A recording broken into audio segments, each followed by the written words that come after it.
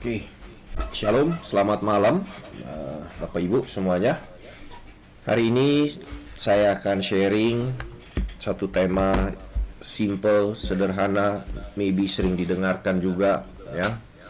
Tetapi kita perlu untuk diingatkan oleh firman Tuhan. Saya merasa Tuhan menggerakkan untuk menyampaikan hal ini ya. Judulnya tentang hal kekhawatiran. Hal kekhawatiran. Matius 6 ayat 25 sampai 34. Matius 6 ayat 25 sampai 34. Judulnya hal kekhawatiran. Karena itu aku berkata kepadamu, janganlah khawatir akan hidupmu, akan apa yang hendak kamu makan atau minum, dan jangan pula khawatir akan tubuhmu, akan apa yang hendak kamu pakai. Bukankah hidup itu lebih penting daripada makanan, dan tubuh itu lebih penting daripada pakaian? Pandanglah burung-burung di langit yang tidak menabur dan tidak menuai, dan tidak mengumpulkan bekal dalam lumbung, namun diberi makan oleh Bapamu yang di surga. Bukankah kamu jauh melebihi burung-burung itu? Siapakah di antara kamu yang karena kekhawatirannya dapat menambahkan sehasta saja pada jalan hidupnya? Dan mengapa kamu khawatir akan pakaian? Perhatikanlah bunga bakung di ladang yang tumbuh tanpa bekerja dan tanpa memintal. Namun aku berkata kepadamu, Salomo dalam segala kemegahannya pun tidak berpakaian seindah salah satu dari bunga itu. Jadi, jika demikian Allah mendandani rumput di ladang yang hari ini ada dan besok dibuang ke dalam api, tidakkah Ia akan terlebih lagi mendandani kamu, hai orang yang kurang percaya? Sebab itu janganlah kamu khawatir dan berkata, apakah yang akan kami makan? Apakah yang akan kami minum? Apakah yang akan kami pakai? Semua itu dicari bangsa-bangsa yang tidak mengenal Allah. Akan tetapi Bapamu yang di surga tahu bahwa kamu memerlukan semuanya itu. Tetapi carilah dahulu kerajaan Allah dan kebenarannya, maka semuanya itu akan ditambahkan kepadamu. Sebab itu janganlah kamu khawatir akan hari besok, karena hari besok mempunyai kesusahannya sendiri. Kesusahan sehari cukuplah untuk sehari. Oke.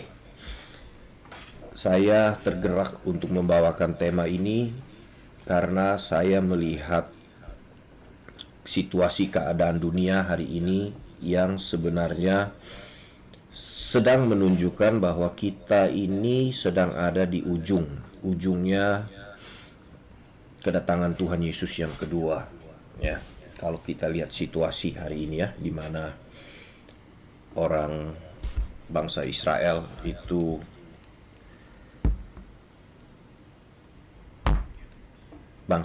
sedang mau diserang ya.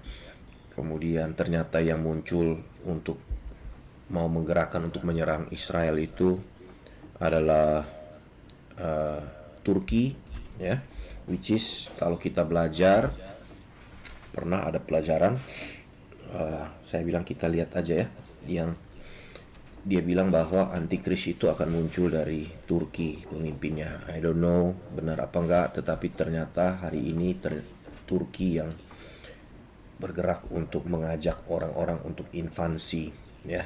Jadi kalau sampai Israel diserang oleh banyak negara, menurut yang kita pahami di Alkitab, kedatangan Tuhan itu di depan mata. So, kenapa? Apa hubungannya dengan hal kekhawatiran? Karena begini, hal kekhawatiran di Matius 6 itu muncul, kita sebelum Matius 6 kan pasti Matius 5 ya kan. Matius 5 itu di ayat-ayat terakhirnya, ayat yang ke Matius 6 ayat yang ke tadi kan dari ayat 25 ya. Nah, di atasnya ayat 23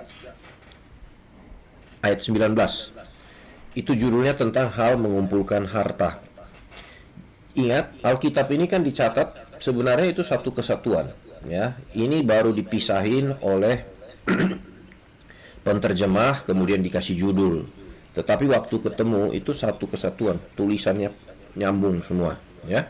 Jadi Tuhan Yesus sedang mengajarkan tentang hal mengumpulkan harta, ya. Dan Tuhan Yesus bilang, jangan kumpulin harta di bumi ngengat karat, merusak, pencuri membongkar serta mencurinya. Kumpulin harta di surga. Ini ayat yang orang bilang, wah, jadi free, nggak perlu kumpulin. Bukan, ya. Tetapi lihat, Yesus tutup dengan tidak seorang pun dapat mengabdi kepada dua tuan. Karena jika demikian ia akan membenci yang seorang dan mengasihi yang lain. Kamu tidak dapat mengabdi kepada Allah dan kepada Mamon. Kenapa orang tidak mengabdi kepada Allah?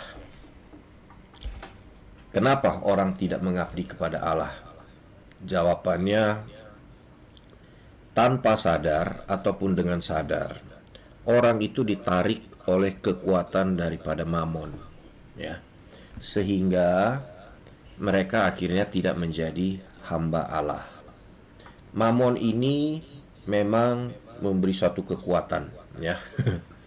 Tadi saya baru sharing dengan ada teman gitu, ya. Memang sulit kalau tidak punya duit. Memang sulit kalau tidak punya duit. Tetapi duit banyak juga punya kesusahan tersendiri, ya, punya kesusahan sendiri. Nah,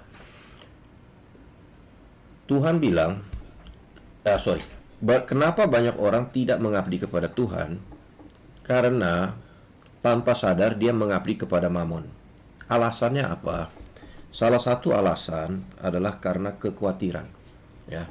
Manusia begitu khawatir akan hidupnya, akan kedepannya bagaimana, sehingga tanpa sadar dia menjadi hamba daripada Mamon.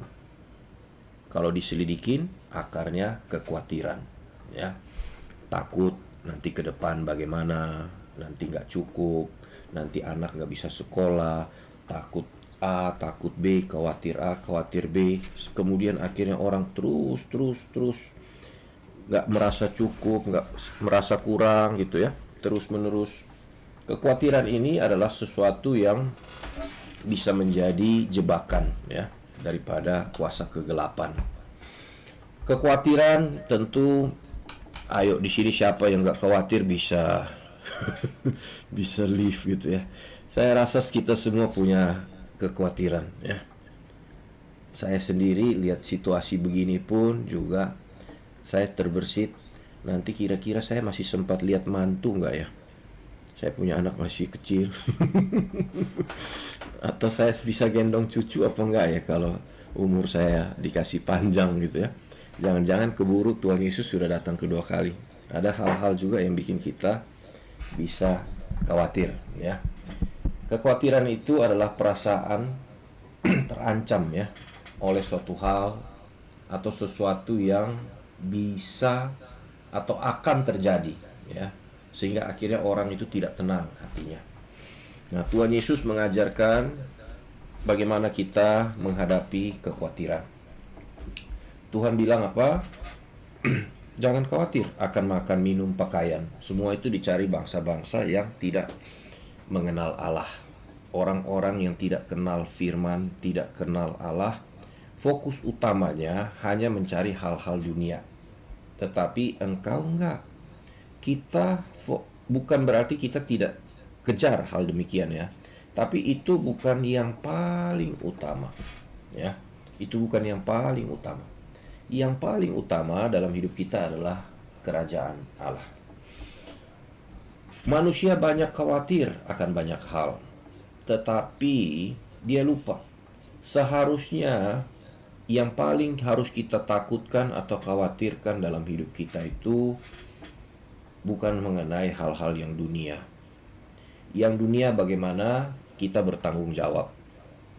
Jaga makan, olahraga, kerja keras, punya karakter yang baik dalam pekerjaan, saya percaya pasti nggak bakal kekurangan. Ya, pasti nggak bakal makan, minum, pakaian, nggak mungkin Tuhan tidak pelihara. Ya, ada tanggung jawab. Tetapi ada satu kekhawatiran yang harusnya kita benar-benar perkarakan, ya. 1 Petrus 1 ayat 17. 1 Petrus 1 ayat 17.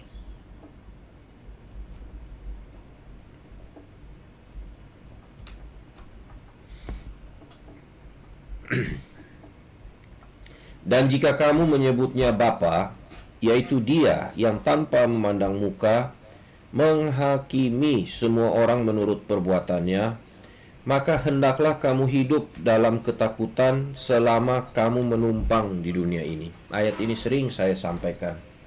Kita kan panggil Allah itu Bapa kita. Ketika kita panggil Dia Bapa, maka ada something yang harus kita lakukan. Kita harus hidup dalam satu kegentaran. Kegentarannya itu apa? Kalau sampai suatu hari waktu saya selesai, atau Tuhan Yesus datang kedua kali, masih hidup saya gitu ya, saya sudah berkenan belum di hadapan Bapa? Karena proses untuk hati menjadi merah berkenan kepada Allah itu tidak instan. Itu prosesnya kan kayak minggu lalu saya cerita, saya fail, ya. Kemudian ini berjuang lagi, nanti pasti ada ujian lagi untuk hal-hal demikian. Menang apa enggak gitu ya. Itu terus menerus. Nah, iblis menipu manusia sehingga dia karena khawatir, dia hanya sibuk dengan hal-hal dunia, tetapi dia tidak sibuk untuk merubah manusia batiniah dia. Tuhan berkata, jangan khawatir akan makanan. Lihat burung di udara. Ya, saya pelihara. Burung pipit saja Tuhan pelihara. Apalagi puput, Monik, Widya. Pasti Tuhan pelihara, ya. Nah, kemudian di ayat 25 Tuhan Yesus bilang apa? Hidup itu lebih penting daripada makanan. Hidup itu lebih penting daripada makanan. Bukankah benar dengan kita makin bertambah usia, lebih bisa beli banyak makanan yang dulu kita nggak sanggup beli, tetapi kita sudah mesti jaga makan. Yang penting hidup, ya, makan untuk hidup, bukan hidup untuk makan. Ya, ini kita mesti mulai rubah cara pandang, ya. Memang tidak gampang, tiap orang punya pergumulan tantangan, ya. Kalau ini saya, ya, saya ini punya pergumulannya satu di situ gitu ya, bukan makan untuk hidup, tapi kadang-kadang ya makan selalu cari yang enak terus gitu kan, padahal belum tentu yang enak yang sehat. Nah, ini kita mesti harus mulai merubah. 2 Korintus 4 ayat 16. 2 Kor 4 ayat 16.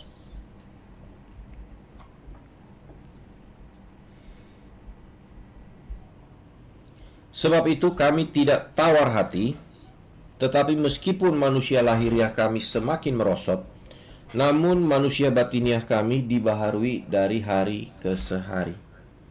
Manusia batiniah itu harus terus dibaharui. Kalau untuk manusia fisik, ya, wah sekarang kan lagi happening banget ya. Saya lihat tempat fitness banyak buka di mana-mana gitu ya, which is good. Untuk tubuh fisik kita harus jaga ya, karena kalau tubuh nggak sehat pun juga kita nggak maksimal. Tetapi tubuh fisik ini suatu hari dia akan mulai merosot pelan-pelan, ya. Kita jaga bagaimanapun, dia akan merosot juga ya. Nggak tahu kalau yang bodybuilder benar-benar itu merosot apa enggak tuh. Tapi manusia batiniah kita itu harus dibaharui terus-menerus.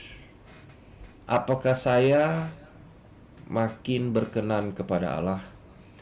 Apakah ada karakter-karakter saya yang jelek yang sudah saya bisa ada progresnya, menjadi lebih sabar, makin tulus kepada orang, ya. Sikap hati kita ini yang tahu kita dan Tuhan sendiri. Nah, ini kita mesti perkarakan manusia batinia. Perhiasan kita itu harus batin, itu yang benar-benar di fokus utamanya. 1 Petrus 3 ayat 3 sampai 4. 1 Petrus 3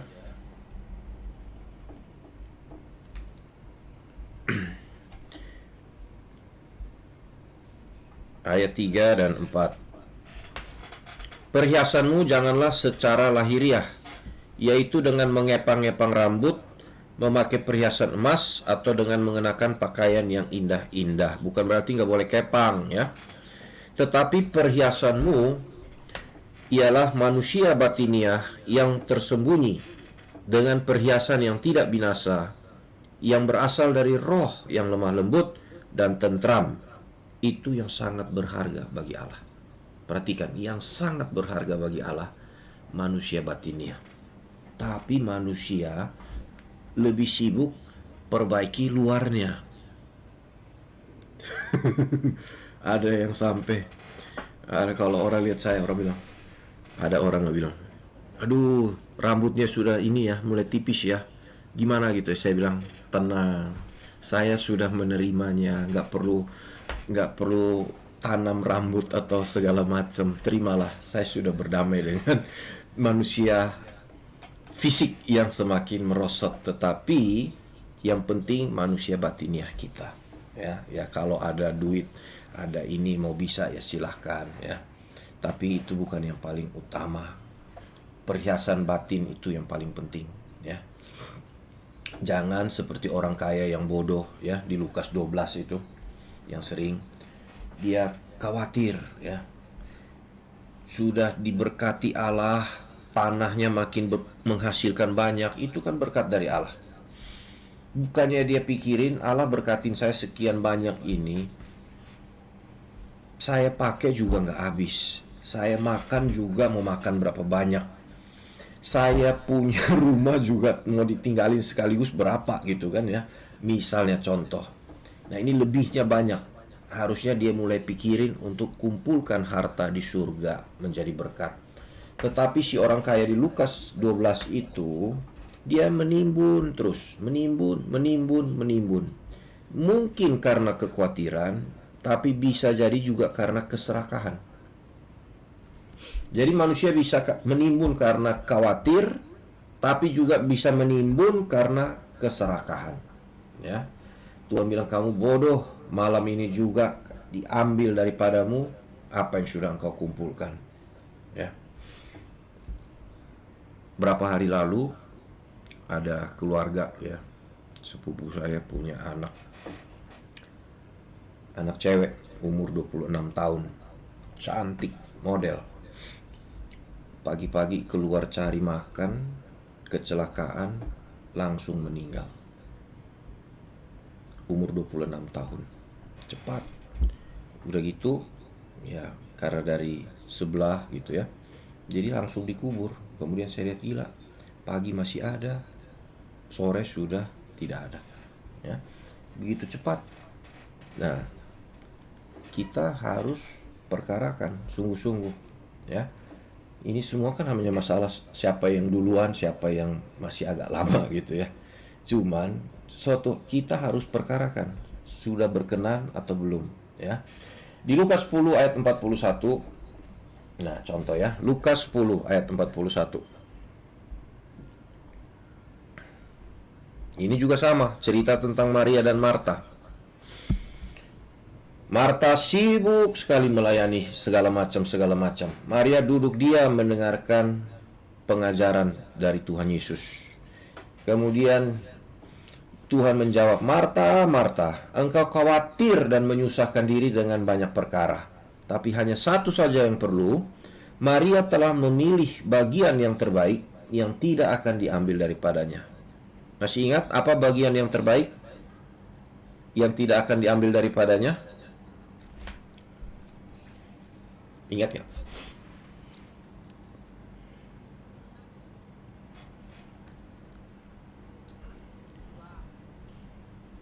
bagian yang terbaik adalah duduk diam mendengarkan firman. Karena itu makanan buat jiwa dan roh. Nah, yang tidak akan diambil dari kita semua adalah apa? Jiwa dan roh. Jiwa roh kita ini adalah milik kita. Ini milik kita sampai either dia di surga atau dia di neraka, itu kita punya ini. Gitu loh. Tidak akan diambil. Nah, jadi ketika kita dengar firman, ini kan merubah jiwa dan roh kita jadi baik, jadi benar, maka ditempatkan di surga. Ya, banyak orang khawatir akan banyak hal, sibuk dengan segala macam hal, tetapi dia lupa untuk mendandani manusia batinnya. Marta ditegur Tuhan Yesus, kamu khawatir akan banyak perkara. Sebenarnya di hidup ini satu yang tidak akan diambil. Kamu perbaiki nggak? Ya. Bagaimana hasil akhir keadaan jiwa seseorang? Ya, itulah yang adalah milik orang itu, kekal. Jadi kita bentuk hati kita ini jadi seperti apa suatu hari nanti, itu milik kita kekal. Ingat cerita tentang orang kaya yang sama Lazarus. Itu karena dia di bumi, karakter dia itu suka perintah-perintah terus-menerus, sampai di kekekalan aja dia masih perintah. Lazarus dia perintah Bapak Abraham. Jadi karakter itu kekal. Jangan main-main, karakter ini kekal. Ya. Nah, jangan khawatir akan hal tersebut. 1 Timotius 6 ayat 8 berkata, 1 Timotius 6 ayat 8, asal ada makanan dan pakaian. 1 Timotius 6 ayat 8. Asal ada makanan dan pakaian, cukup. Tapi hari ini orang bilang firman ini nggak relevan. Salah. Firman tetap relevan. Firman ini perkataan Allah Bapa. Ya. Hari ini orang tambahkan dengan banyak kan, termasuk mungkin saya juga bisa pikir makanan, pakaian, salah satu juga wifi. Udah gitu wifi mesti lumayan kencang. Kalau nggak mau ngajar pakai apa? Jadi ini sudah jadi satu kebutuhan juga sih demi kerajaan Allah ya. Tapi sebenarnya makanan dan pakaian lah ya. Hidup ini sebenarnya itu yang paling penting, makanan, pakaian. Oke. Saya dulu pernah khawatir sekali ya. Saya pernah cerita sama teman-teman semua ya. Ingat cerita yang Tuhan kasih saya tanda. Saya sedang sangat amat khawatir akan hidup saya yang bisa survive atau tidak. Kemudian saya pergi pelayanan ke Bandung, mampir di pom bensin. Di pom bensin sambil saya di rest area, habis dari toilet, saya duduk di depan bukit. Tiba-tiba di depan saya itu ada burung pipit lagi main prosotan. Ada sekitar 7 ekor, 8 ekor main prosotan. Mereka bahagia banget, berkicau, bercengkrama, main prosotan. Sedangkan ini si hamba Tuhan yang satu ini lagi khawatir hidup dia. Apa saya berhenti jadi pewarta gitu. Saya benar-benar khawatir. Tapi waktu saya lihat burung itu, langsung saya diingatkan Matius 6. Ya. Saya diingatin Matius 6. Burung pipit saja Tuhan pelihara, Elfri. Burung saja begitu bahagia. Kamu melayani saya, kenapa kamu begitu takut? Itu salah satu teguran Tuhan dalam hidup saya. Ya. Maka sampai hari ini kalau lagi khawatir, ingat dulu Tuhan kasih kita tanda apa gitu ya. Ya bukan gak khawatir, kadang-kadang ya muncul juga gitu ya. Cuman kita mesti lawan dengan firman, dengan kita ingat pertolongan Tuhan dalam hidup kita. Ya, oke. Jadi serahkan kekhawatiran kita kepada Allah. Jangan khawatir akan pakaian. Kalau engkau khawatir akan apa yang engkau pakai, tentu di sini nggak ada lah ya. Mungkin khawatirnya begini ya, bajunya bagus apa enggak gitu. Bukan nggak bisa beli baju gitu ya. Baju mana yang mau dipakai gitu. Tuhan bilang, kamu ya, lihat bunga bakung aja saya dandani demikian. Di ayat 25, Tuhan Yesus berkata, tubuh itu lebih penting daripada pakaian. Tubuh itu soma. Soma. Soma itu lebih penting dari pakaian. Artinya begini, yang lebih penting itu dalamnya, bukan casing luarnya. Yang penting dalam. Tubuh kita ini adalah apa? Bait Allah. Jadi kita harus jaga tubuh ini supaya ini menjadi tempat tinggal Allah dalam hidup kita. Banyak wanita lagi, nanti sebentar ibu-ibu marah, pria juga lah, banyak lah ya. Orang lebih khawatir sudah berpenampilan menarik nggak di mata manusia, tetapi dia bukan berarti kemudian habis ini dandan sembarangan, nggak pakai baju sembarangan, bukan ya. Tetapi itu bukan yang terutama. Apalagi masih jomblo gitu ya, nggak punya pacar, kok pacar nggak ada gitu loh, ya pakai baju aja sembarangan gitu loh ya. Jangan, harus dandan ya, harus menarik, tetapi itu bukan yang paling utama. Harus ya, tapi bukan yang utama. Kenapa? Karena di 1 Samuel 16 ayat 7, nah, ayat hafalan nih pasti tahu. Manusia melihat yang kelihatan di depan mata, tapi Tuhan melihat hati. Tuhan melihat hati. Orang lebih care yang kelihatan sama manusia. Orang gak pikirin yang kelihatan. Tindakan saya ini Tuhan senang gak ya? Allah senang gak ya dengan yang saya lakukan ini? Ini yang harus kita perkarakan ya. Manusia lihat tampilan luar, bukan berarti tampilan luar jadi harus jelek. Tidak. Kadang-kadang kan kalau luarnya saja sudah jelek, kita mau deketin juga udah males gitu kan sebenarnya. Walaupun belum tentu ya. Tetapi fokusnya adalah melihat hati. Nah, kita lanjut. Di Ibrani 12 ayat 1, di situ dibilang bahwa Ibrani 12 ayat yang pertama. Karena kita mempunyai saksi bagaikan awan yang mengelilingi kita, marilah kita menanggalkan semua beban dan dosa yang begitu merintangi kita, dan berlomba dengan tekun dalam perlombaan yang diwajibkan bagi kita. Ada perlombaan yang diwajibkan bagi kita. Tadi hati merah itu merubah karakter, merubah manusia batiniah. Tapi karena khawatir, itu beban. Itu beban yang bukan dari Tuhan.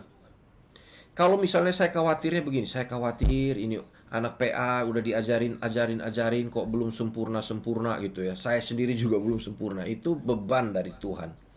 Tapi banyak orang khawatir yang bukan beban daripada Tuhan.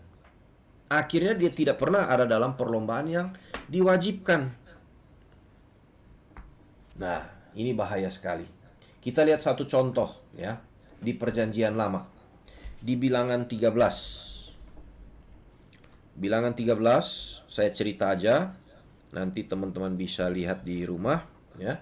Itu ketika orang Israel mau masuk tanah perjanjian, Musa mengutus 12 pengintai. 12 pengintai, kita tahu ceritanya, untuk amati dulu tanah perjanjian seperti apa. Kemudian pulang kasih saya report ya. Dari 12 orang yang mengintai, 10 bawa report yang buruk. Hanya 2 yang bawa report yang baik. Namanya adalah Yosua dan Kaleb. Ya, itu ada di ayat 6, ayat 8. Yosua itu dari suku Efraim. Yosua itu artinya Yahweh menyelamatkan. Yosua itu sebenarnya nama Ibrani.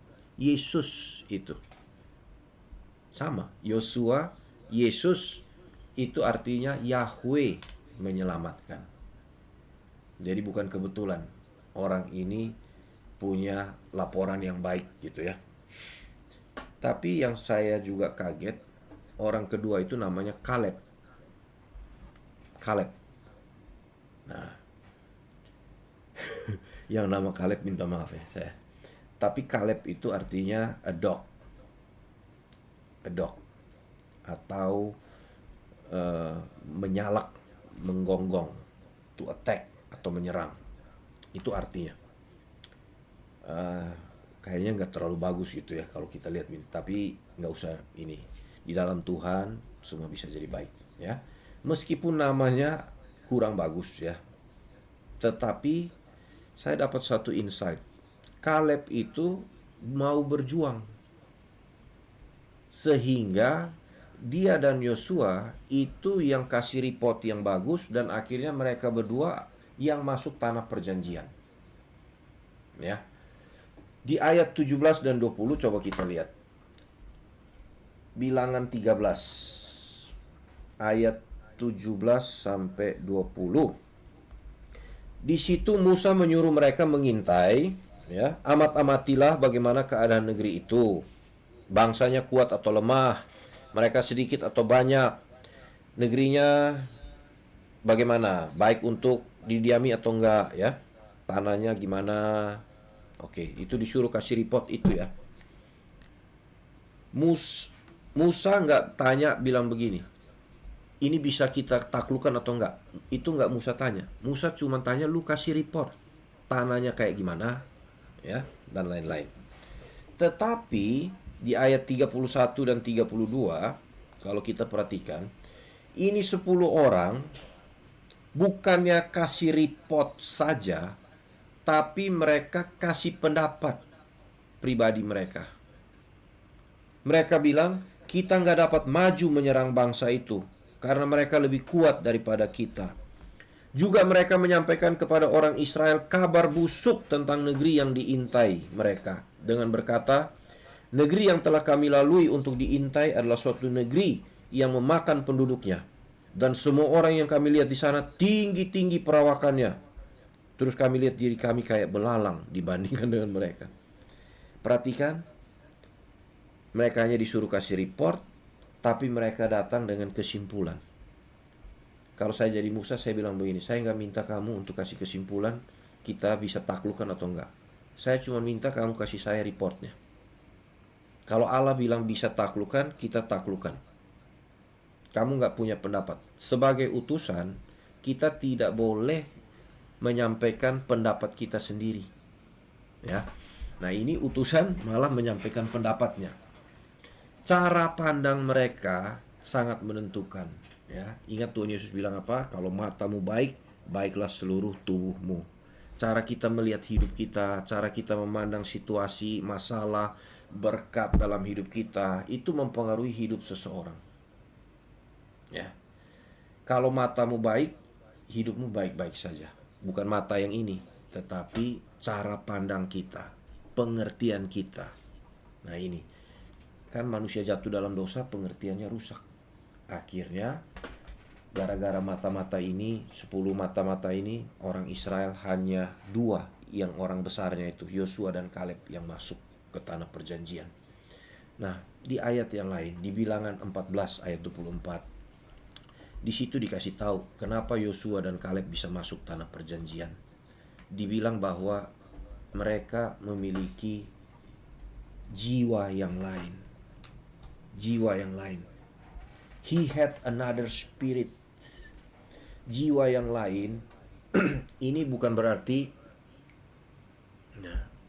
tetapi hambaku Kaleb karena lain jiwa yang ada padanya, dan ia mengikut aku dengan sepenuhnya. Akan kubawa masuk ke negeri yang telah dimasukinya itu, dan keturunannya akan memilikinya. Mereka punya jiwa yang lain, punya spirit, punya gairah yang lain.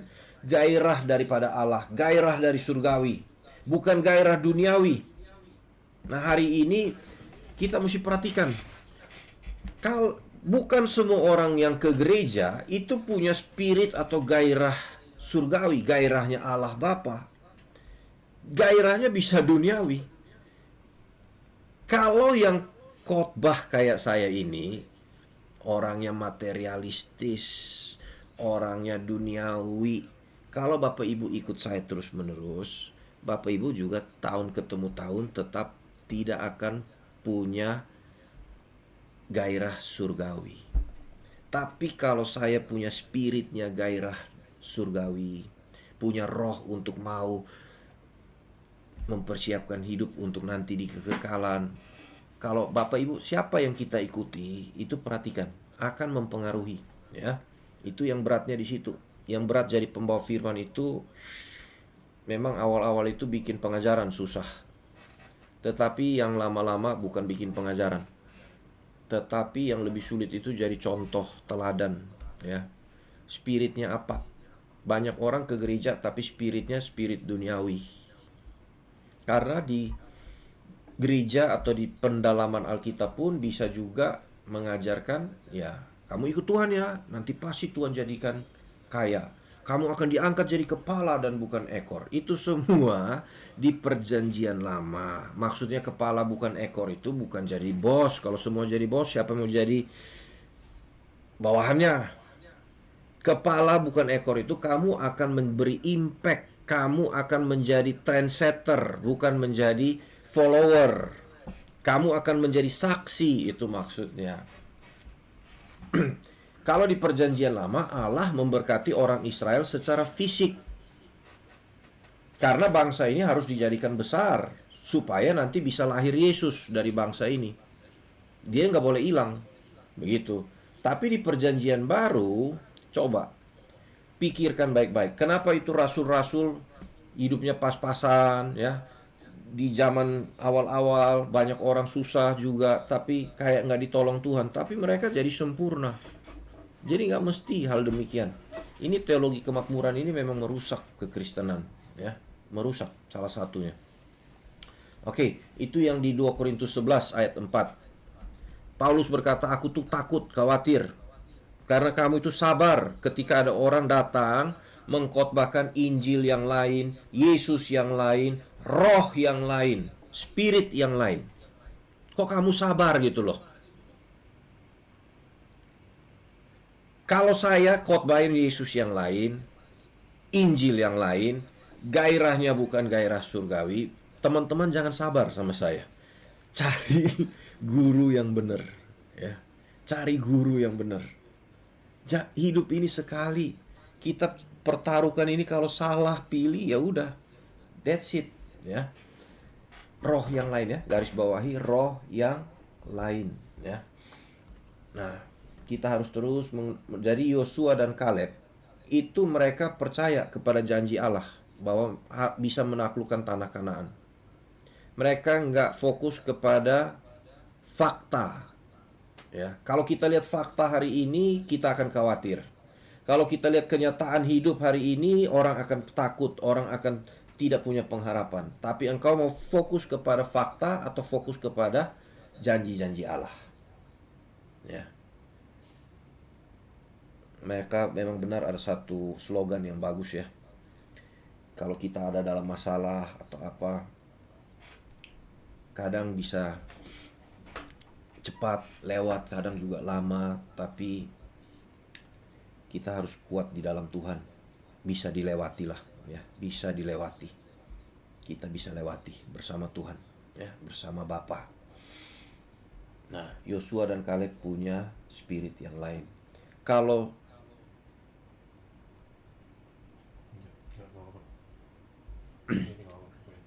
Oke. Kalau si 10 pengintai itu, mereka khawatir. Mereka khawatir akan keselamatan keluarga mereka. Akhirnya mereka, janganlah, kita jangan masuk deh, ini bahaya sekali mereka. Lihat, kekhawatiran membuat mereka kasih report yang negatif. Dan akhirnya mereka sendiri tidak masuk ke tanah perjanjian. Jangan-jangan hari ini Tuhan mau ingatkan apa yang sedang engkau khawatirkan, ya. Jangan-jangan itu bisa menghambat untuk kita mengerjakan keselamatan kita dengan benar. Menghambat kita untuk tidak fokus kepada Tuhan dan kerajaannya. Sebenarnya saya lagi khotbahin diri sendiri sih malam ini. Saya lagi khotbahin diri sendiri, ya. Matius 13 ayat 22. Ini khotbahin diri sendiri. True, bener, ya. Saya punya banyak juga hal yang saya khawatirkan juga, tapi saya khotbah buat diri sendiri. Matius 13 ayat 22.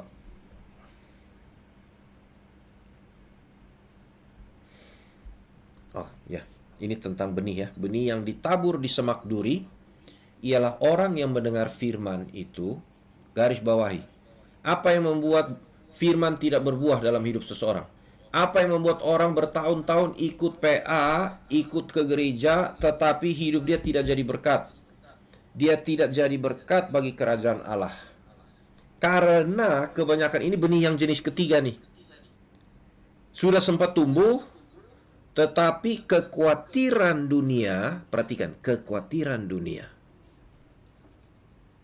Takut nanti gimana, khawatir nanti nggak cukup, khawatir nanti bisa, ada orang yang sampai sudah kekayaannya sebenarnya sudah 7 turunan juga nggak habis, tapi masih khawatir gitu ya. Dia mau bikin 8 tanjakan, 6 belokan, dan lain-lain gitu ya. Nggak pernah cukup, khawatir. Mereka adalah profesional warrior. Tukang khawatir yang pro. Lalu kekhawatiran dunia ini dan tipu daya kekayaan menghimpit firman itu. Sehingga apa? Dia tidak berbuah. Kita khotbah, tapi kalau orang khawatir akan dunia ini, kan banyak orang meninggalkan. Kenapa nggak PA lagi? Kok sibuk ngapain? Ya cuman kumpulin sekarung berlian. Sekarung berlian. Ya nggak pernah cukup ya. Hati-hati. Tipu daya kekayaan dan kekhawatiran dunia. Suatu hari ketika waktunya selesai, dia bodoh di hadapan Allah. Orang ini akan ditolak oleh Allah. Orang ini ditolak oleh Allah. Kekhawatiran dunia ini menghimpit. Dia nggak berani percaya. Dia nggak berani menyerahkan hidup dia kepada Allah. Bagaimana solusinya? 1 Petrus 5 ayat 7. Ya. 1 Petrus 5 ayat 7. Serahkanlah segala kekhawatiranmu kepadanya, sebab Ia yang memelihara kamu. Kalau dia bapa, saya anak, masa dia nggak pelihara? Bapak dunia aja pelihara anaknya. Bapak yang benar ya, mikirin anaknya, kerja mati-matian supaya anaknya bisa sekolah. Anaknya masih bayi aja dia sudah bukain tabungan buat anaknya atau asuransi buat anaknya. Semua di prepare kalau bisa sekolah yang paling tinggi sampai setinggi di bulan. Kalau bisa di bulan ada universitas, dia kasih kuliah di bulan ya. Itu Bapa yang baik prepare untuk demikian. How much more Bapa kita di surga? How much? Berapa lebih daripada Bapa kita di surga? Dia pasti memelihara kamu. Cuma memang kadang-kadang kita tuh gak sabar ya. Waktu Tuhan kan beda dengan waktu kita ya. Maka kadang-kadang dia kirim burung pipit dalam hidup saya ya. Dia kirim orang-orang yang saya sudah mau give up ya. Dia kirim orang-orang yang hari ini pun dia kirim seseorang nih ada di sini. Sebenarnya itu pun juga sebenarnya saya juga sudah, Tuhan ini ya, Tuhan tahulah perjuangan saya ini ya. Tuhan tahu, tetapi momen-momen ketika kita sudah mau menyerah, dia kirim orang-orang, dia kirim penghiburan ya. Dan itu untuk kasih tahu bahwa I am with you. Ini pekerjaan saya. Kamu kerja buat saya ya. Oke. At the end of the day ya, kita punya kehidupan 70-80 tahun. Maka saya berdoa, saya ingatkan supaya kita semua jangan terlalu khawatir akan apa yang kita makan, minum, pakaian, dan lain-lain. Semua itu dicari bangsa-bangsa yang tidak mengenal Allah. Fokus kita adalah carilah dahulu kerajaannya. Semuanya hanya akan ditambahkan dalam hidupmu. Di Mazmur 73 ayat 6 ya. Mazmur 73 . . . . . . . . . . . . . . . . . . . . . . . . . . . . . . . . . . . . . . . . . . . . . . . . . . . . . . . . . . . .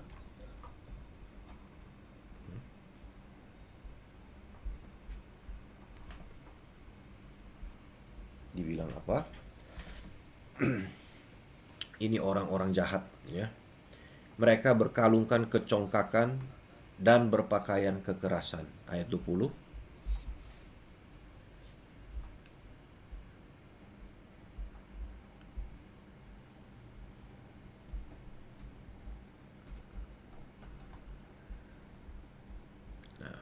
Mazmur 73 ayat 20. Ya. Seperti mimpi ketika orang ini menghadap Allah, seperti mimpi. Dia kaget bangun, dia lihat Yahweh, ini Tuhan Yahweh ya. Pada waktu terjaga, Allah Bapa memandang hina rupa mereka. Rupa itu yang saya bilang tuh keserupaan hati. Hati mereka jahat, hati mereka hitam, hati mereka nggak layak. Ya, karena seumur hidup mereka hanya fokus kepada hal-hal fisik, hal-hal dunia. Kuasa kegelapan itu sedang menyeret dunia ini dengan begitu kencang, ya. Kalau kita dengar khotbah yang sudah kencang aja, orang belum tentu berubah. Apalagi kalau nggak ada yang teriak sungguh-sungguh, ingetin sungguh-sungguh. Apalagi kalau pengajarannya salah. Yang penting saya sudah percaya Yesus pasti masuk surga. Nggak perlu berusaha karena perbuatan baik tidak menyelamatkan. Siapa bilang perbuatan baik tidak menyelamatkan? Lihat konteks. Sebelum Yesus mati di kayu salib, berbuat baik memang tidak menyelamatkan. Tapi setelah Yesus mati, maka kita harus berbuat baik. Tentu baik menurut Allah, dan itu menyelamatkan. Karena menyelamatkan itu merubah kita punya hati jadi merah itu kan. Ketika kita berbuat baik, dia makin merah. Ketika kita berbuat benar, dia makin merah. Makin merah, makin merah, makin merah. Maka mari kita berjuang dalam perjuangan yang benar yang Allah inginkan untuk kita. Janganlah engkau khawatir akan apapun juga. Serahkan segala kekhawatiranmu kepada Allah. Dia yang memelihara hidupmu. Amin. Tuhan memberkati kita. God bless.